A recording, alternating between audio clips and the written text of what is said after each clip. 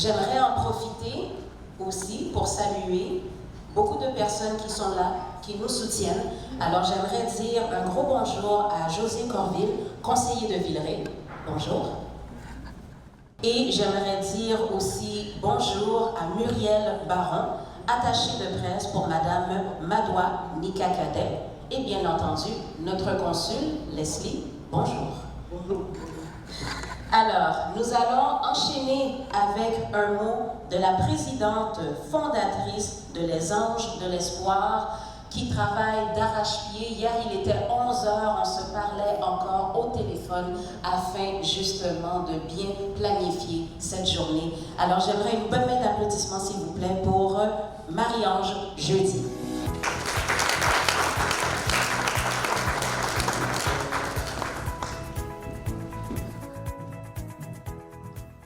Bonjour tout le monde. Mon nom c'est Marie-Ange Jeudi, la directrice fondatrice de l'organisme Les Anges de l'Espoir. Ce matin, je suis extrêmement honorée de vous accueillir à notre événement, la puissance de l'inclusion dans le domaine de la santé. Aujourd'hui, nous nous rassemblons non seulement pour partager notre engagement envers l'inclusion et l'accès équitable aux soins de santé, mais aussi pour créer un espace de réseautage dynamique et enrichissant. Nous avons ici des députés, des experts du secteur de la santé, des conférenciers inspirants, ainsi que nos incroyables supporters et membres. Chacun de vous a un rôle crucial à jouer dans l'élargissement de notre réseau. Alors, je tiens à remercier spécialement nos bénévoles. Merci à tous les bénévoles qui ont travaillé d'arrache-pied pour avoir ce moment. Et merci à l'équipe des Anges de l'Espoir pour leur dévouement. Et votre passion est le pilier sur lequel notre mission s'appuie et se développe. Nous espérons que vous repartirez aujourd'hui non seulement avec des informations nouvelles, mais également avec des précieuses connexions qui aideront à propulser notre cause commune. Ensemble, grâce à nos discussions et nos interactions, nous pouvons briser les barrières de l'isolement et améliorer l'accès aux soins pour tous. Encore une fois, je voulais vous dire bienvenue, M. Corville, bienvenue tout le monde et ce matin. Alors, c'est un plaisir pour moi de vous faire un historique de l'organisme Les Anges de l'Espoir.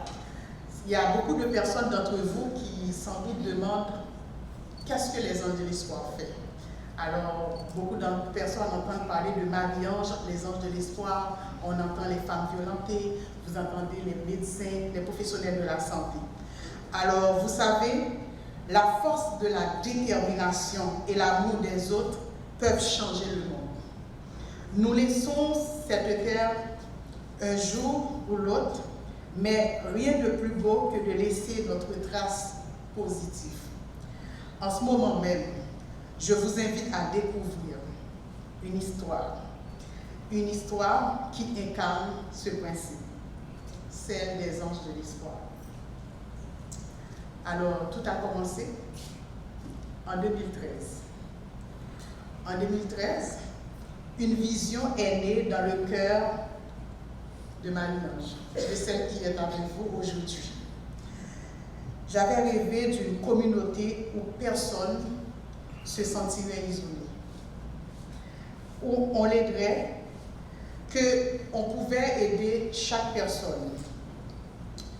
J'avais réuni, c'était un dimanche matin, je me rappelle, j'avais réuni 4 personnes, mais 4 personnes passionnées, 4 personnes extraordinaires, et je les ai partagé cette mission d'aider les personnes, de briser l'isolement pour une catégorie de personnes. Alors, ensemble, nous avons commencé Les Anges de l'Espoir avec une mission de briser l'isolement, de briser les chaînes de l'isolement et de répandre l'espoir. À la fin même de l'année 2013, notre dévouement avait déjà touché la vie plus d'une centaine de bénévoles et de nombreuses femmes dans les centres d'hébergement. Notre mission a commencé dans les centres pour femmes violentées, les personnes âgées seules. Un groupe de bénévoles qui partait dans ces centres pour aider les femmes violentées avec une équipe de coiffeurs, coiffeuses, esthéticiennes. Alors, notre but, vraiment, c'est de les approcher, de les montrer qu'elles sont belles, de leur rappeler leur force et leur beauté intérieure. Mais la mission ne s'est pas arrêtée là. L'équipe a étendu ses soins aux personnes âgées, isolées aussi, leur offrant les mêmes expériences réconfortantes. Et toujours en 2016, nous avons atteint plus de 800 femmes violentées à Montréal et dans les environs. Et nous avons rentré dans 18 centres pour femmes violentées. À Montréal, sur la rive nord, sur la rive sud, tous ces centres connaissent les Anges de l'Espoir. Les Anges de l'Espoir, nous sommes un grand partenaire avec les maisons des femmes violentées. Alors, nous fournissons non seulement des soins, mais aussi de la compagnie et de l'espoir. En 2016, à la fin de 2016, face à de nouveaux défis, les Anges de l'Espoir, toujours dans le cadre de briser l'isolement, alors les Anges de l'Espoir est de nouveau adapté. Nous avons lancé un programme spécial, un programme pour aider les professionnels de la santé. Et le projet pilote était les médecins diplômés hors du Canada et des États-Unis. Alors, le but, c'était d'aider ces médecins à entrer dans le système de santé canadien. Aujourd'hui, nous sommes fiers, plus de 875 médecins fréquentent l'association des Anges de l'Espoir. Et nous avons le fruit de notre travail.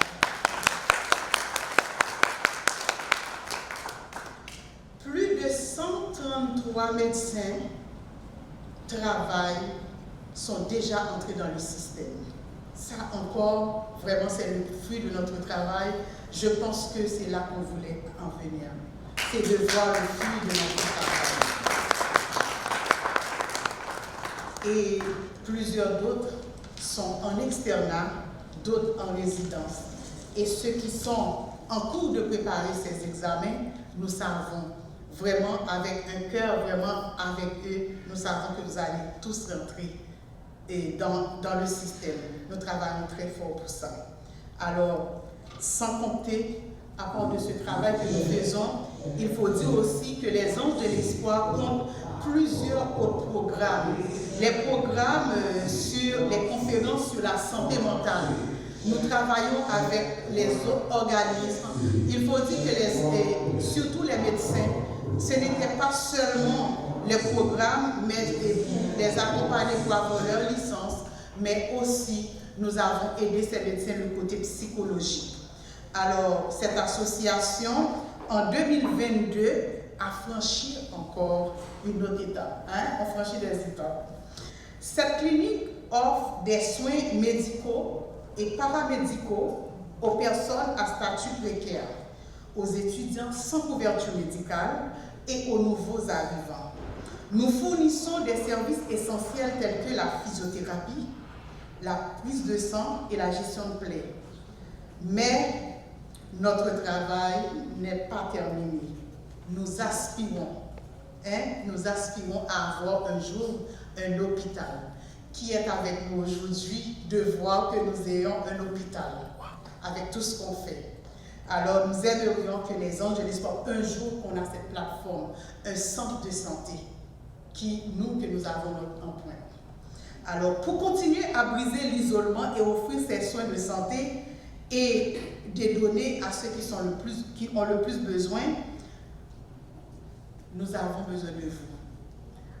Madame Jeudi, bien qu'avec toute mon énergie, toute l'envie vraiment de faire beaucoup de choses, je ne peux pas continuer toute seule. Aujourd'hui, j'ai besoin de l'empreinte de chaque personne. J'ai besoin que chaque membre, j'ai besoin que chaque organisme partenaire, j'ai besoin que chaque personne puisse contribuer. Rejoignez-nous pour soutenir cette clinique grandissante. Ensemble, nous pouvons faire une différence durable et significative dans la vie de tant de personnes. Et merci de votre attention et de votre soutien continu. Alors, je pense qu'aujourd'hui, vous connaissez un peu l'historique de l'organisme Les Anges de l'Espoir. Alors, si cette histoire vous touche, nous vous invitons à rejoindre notre cause, devenez bénévole, faites un don ou parlez de notre mission autour de vous. Ensemble, nous pouvons briser l'isolement et offrir vraiment des soins avec les personnes le plus besoin. Je vous souhaite vraiment une bonne matinée et puis que cette journée soit vraiment une journée enrichissante de réseautage et d'information. Merci tout le monde.